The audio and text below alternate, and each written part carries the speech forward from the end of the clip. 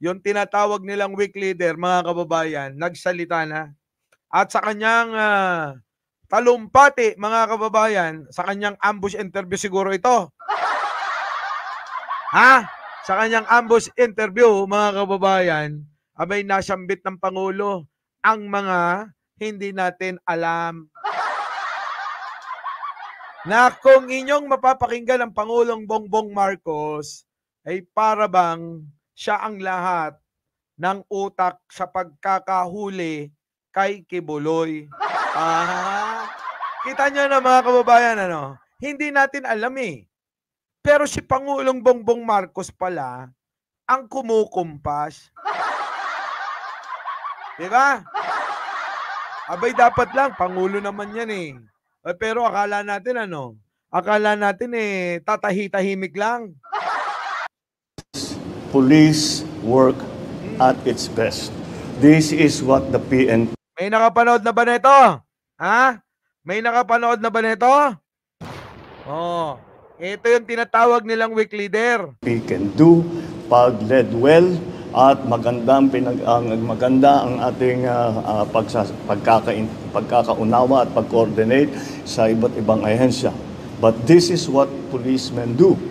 They go after and enforce court orders and go after those who have had cases filed against them. At nakita natin, desidido ang ating mga pulis at ang instruction ko sa kanila, etong last time, sinabi ko, pagpasok natin, huwag na kayong aalis dyan hanggat makuha na ninyo siya. Oh, narinig nyo mga kababayan, ano sabi niya? Huwag na kayong aalis dyan. Pag nakapasok na kayo dyan, huwag na kayo umalis. Hanggat hindi nyo na kukuha yan, si Kibuloy ba? Natago ng tago. Huwag na huwag kayo aalis. Oo. Dahil sigurado tayo na nandiyan yan. Alam ng ating mga nagbibigay ng tip, mga nagsusumbong sa ating mga tunay na mga Pilipino, hindi gaya ng mga pumuprotekta kay Kibuloy. Na sinong Kibuloy ba yan? Yung Kibuloy na hinahanap na nanggahasa, nagtago. Oh, nanggahasa, nagtago. Ayun, nahuli. Wala sa langit. Di ba no? Grabe, ulitin natin Pansinin ninyo, siguro nadulas lang ang Pangulo. Nadulas lang si Pangulong Bongbong Marcos ba? Naakala niya, mga kababayan baka wala namang nanonood. Nadudulas Sama ng tingin ni Pangulo. Okay, pasok! Last time, sinabi ko, pagpasok natin, huwag na kayong aalis dyan hanggat makuha na ninyo siya. Huwag kayong aalis hanggat makuha. Ibig sabihin, pag nakapasok na kayo sa loob, huwag na kayong umalis dyan hanggat hindi nyo binibitbit, hindi nyo nakukuha. Sino? Si Kibuloy na manyakis. Galing na. Diba? Yan ang mga kababayan. Yan ang instruction ng Pangulo. Kala ko ba si Pangulong Bongbong Marcos mahinang nilalang? Bakit naiisip niya pa yung mga ganon? Si Pangulong Bongbong Marcos pala Si Pangulong Bongbong Marcos ang siyang nag-instruction, nagbigay ng susundin kung paanong gagawin. Meron pa rin kaming bagong tagapamahalang pangkalahatan. Sino si Digong? Appointed son, Pastor Digong. Paano yan? Magmumura lang ng magmumura. Napaka-weak talaga ng Pangulo. Kita nyo, no? Si Pangulo nag-uutos. Akala nga natin, di ba? Diskarte lang ni Abalos. Diskarte lang ni Marbil. Diskarte lang ni General Torre, kita nyo? Malupit. Topakis Matias, ang lupit ni Pangulong Bongbong Marcos dito, Promise. Oo. Sobra. O, eto na. Aakyat sana ng langit kaso sinipa pabalik ng lupa. Natakot eh. Natakot kasi maraming pulis nakaabang sa langit. Oo, weak leader pero naisip ni PBBM yun. Siyempre, sabi ko naman sa inyo, hindi bangag ang Pangulo. Bangag sa pagtulong, bangag sa kakaisip sa mga kaparaanan kung paano tayo mapapaunlad at may iaangat ng ating leader at Pangulo. Walang iba kundi si Pangulong Bongbong Marcos. Diba? Mga vlogger ng pamilyang Duterte at Nikki Buloy, ano kayo ngayon? Marco Franco yun, nag-iiyakan sila. Kanya-kanya silang iyak. Kahit nga mga abogado nag-iiyak eh. Alam nyo ba yon? Kahit mga abogado nila nag-iiyak. Lastik na yan. Pero mo pati abogado umiiyak mamaya, tapusin lang natin to si Pangulo.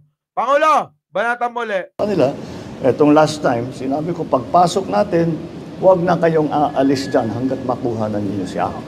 And that's exactly what they did. Di ba? At eksakto yun nga yung ginawa nila. Kung ano yung sinabi ni Pangulong Bongbong Marcos, mga kababayan, abay sinunod ni General Torre, mga kababayan, ay malupit. Di ba sabi ni Bato? Ano sabi ni Bato? Palaka lang naririnig ninyo. Wala si Kibuloy dyan. Yung palaka, kamukha pala, Nino. So yung tinatawag nilang palaka, si Kibuloy pala, mga kababayan. Si Kibuloy pala yung palaka. Buset. Sige, tuloy natin si Pangulo. Nanawagan pa si Pancher sa Pangulo. Ayun na nga. Abay, nanawagan pa siya Pangulo. Hindi naman pinakinggan kasi nga pala, talagang nahihirapan na daw si Kibuloy. Mamaya talakayin natin. Talagang nga nahihirapan na si Kibuloy. Lalo na nung marinig na papatayan na ng kuryente, tubig, ninakay. Parang parang pagka ganun ang nangyari mga kababayan, parang Ate Rosie, Parang, parang dahan-dahan ka ng pinapatay nun. Siyempre si Kibuloy, hindi sanay na walang bathtub yun. Diba? Si Kibuloy, sanay ba na mainit ang kwarto yon? Sanay ba na walang tubig, walang ligo-ligo pag kumakasta yon? Sige nga. Siyempre hindi sanay. Kaya nga may palmolive Para para yun ang maging amoy ng alin, ng bibiktimahin niya daw. Tapos walang tubig. Ano yun? Haplos-haplos na lang yung mga shampoo. Ganon, para mag-amoy shampoo na lang.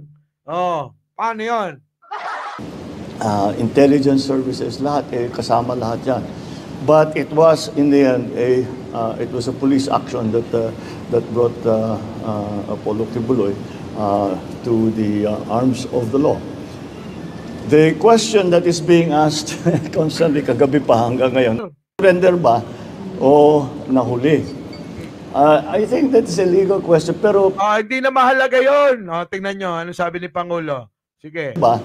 O constantly kagabi pa hanggang ngayon, nag-surrender ba o arms of the law?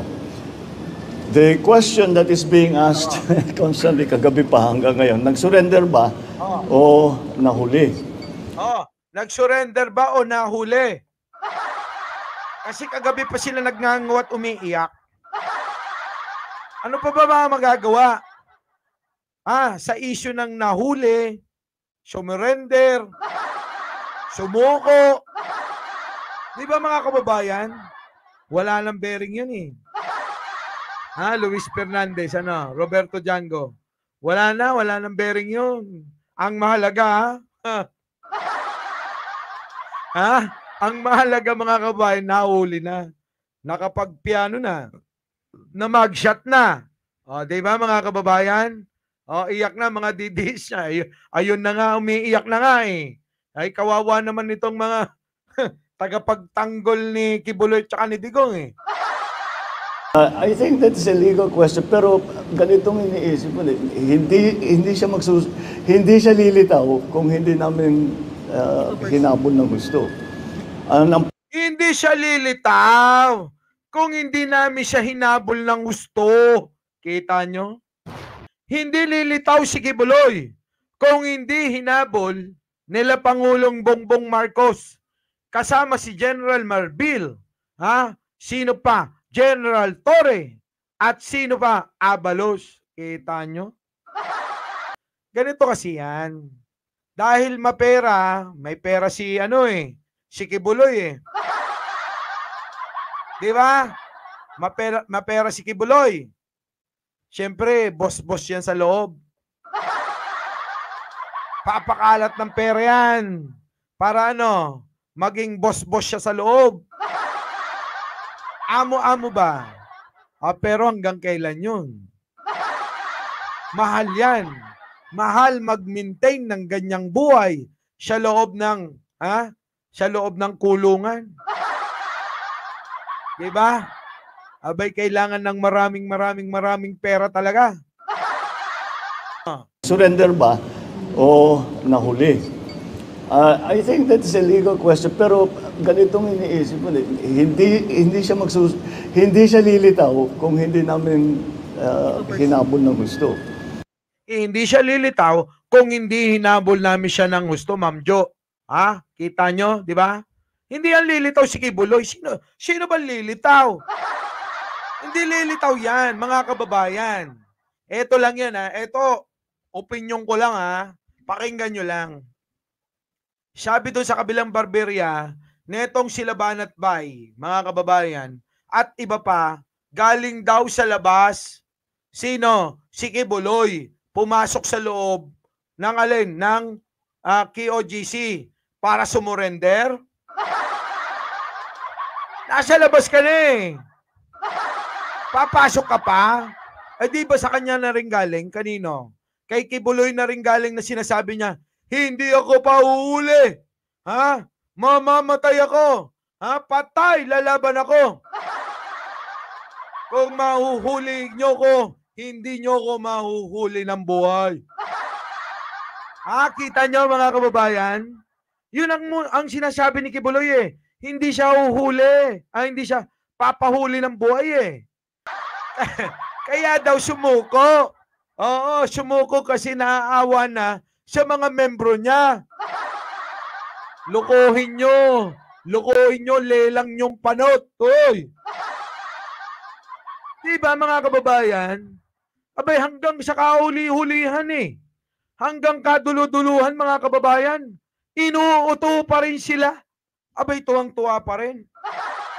Mga kababayan, ang totoong nangyari, nasyukol talaga. Nasyukol. Tapos kasundo na. Nakipag-bargaining ba? Ang dami pang kondisyon Kasama nga, sa pagsuko niya yung walang camera, wala Walang camera habang hinuhuli nyo ako Yung mga ganon, ang daming kondisyon ni Kibulog.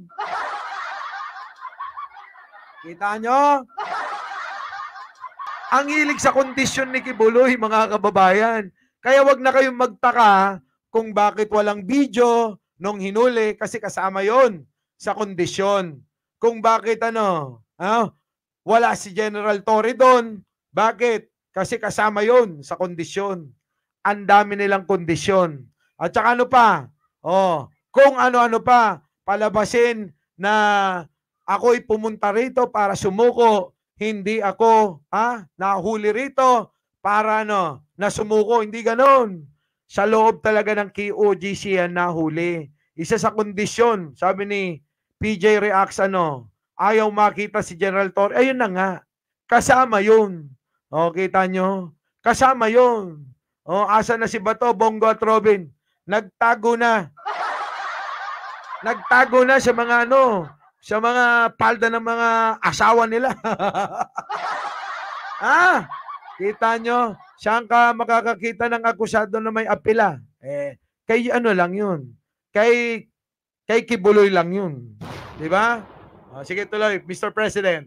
Ang pagkaintindi ko, ang pag-surrender, pag sinabing surrender, I don't know, maybe the legalists can explain this. Pero ngunit ang pagkaintindi ko, ang surrender, kapag wanted ka, ang surrender, pupunta ka sa police station. Yan, no. Tama, mali. Alam mo, tama si Pangulo rito, ha?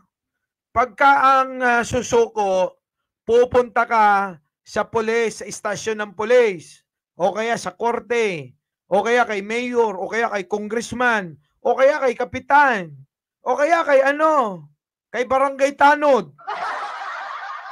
Di ba? Basic. Suko ka kay barangay tanod. Intindi ko, ang surrender, kapag wanted ka, ang surrender, pupunta ka sa police station o sa, ewan ko, sa prosecutor, I don't know kung saan. Sabihin, to an official authority, sasabihin, nagsusurrender na ako. Yun ang tamang surrender. Hindi yung doon sa loob ng KOGC. So mga kababayan, maliwanag na si Kibuloy ay na corner na wala nang tatakbuhan. Mr. President, ano nangyari? Kung hindi ganun yung nangyari, tulad ng kanilang sinasabi Nate Moss, hindi ganun mga kababayan ang nangyari. Sabi ni Pangulo, yung sumuko, pumunta sa police station at sa kinaiuukulan para sumuko. Kaso hindi naman daw ganun ang nangyari. Paano kaya? Oo. Kasi alam mo na. Diba? Pasok! Na ako, kaya magsusurrender na ako. Hindi ganyan yung nangyari. Ang nangyari, napilitan siyang lumabas dahil malapit na ang pulis sa kanya. Naloko na.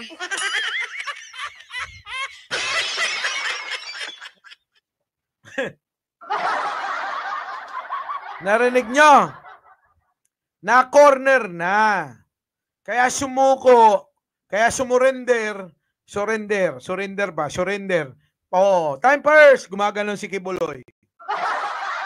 Time first. Oo. Wala lang